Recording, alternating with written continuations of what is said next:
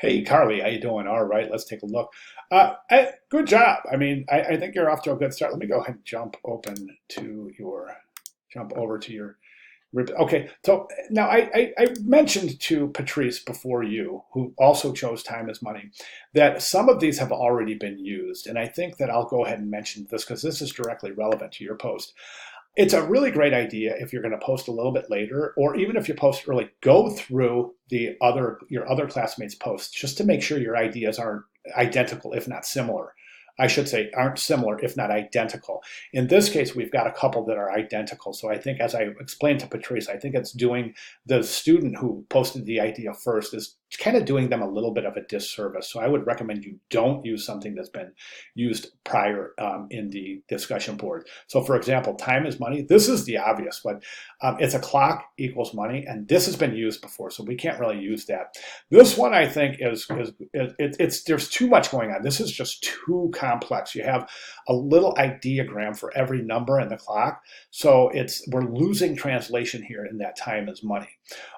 This is excellent, excellent. Time is money. This is fantastic. I think this is outstanding. It's a really great way to.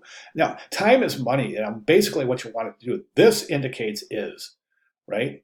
And that's the idea. So what we're trying to avoid is a one image pictogram that kind of alludes to the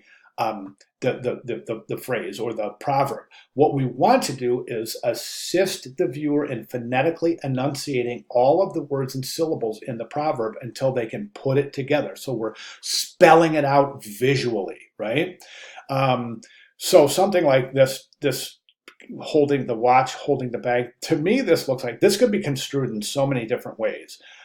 Time to steal money, time to take the money to the bank. Do you see what I'm saying? This depicts is. So I think this is excellent. Over here, the hourglass has already been used as well. So a little food for thought there. Okay, so my recommendation is to think about what I've said about assisting the viewer in enunciating each syllable associated with each syllable in each word, or if there's a way to visually depict the word like time, right? But that's already been used. Do you see what I'm saying? So think about it. Also, this says time equals money. This isn't is. So how can you depict is as opposed to equals? That's what I'm getting at in assisting the viewer in phonetically enunciating each of the syllables associated with the words.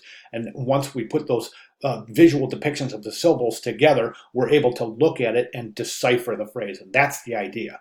So again, I think that think about it. Think about your sketches. Think about how they are effective, and go ahead and move forward in the direction that you feel has the most potential.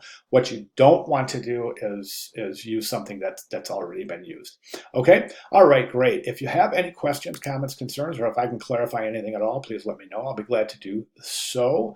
And great start. Thanks so much for sharing, Carly.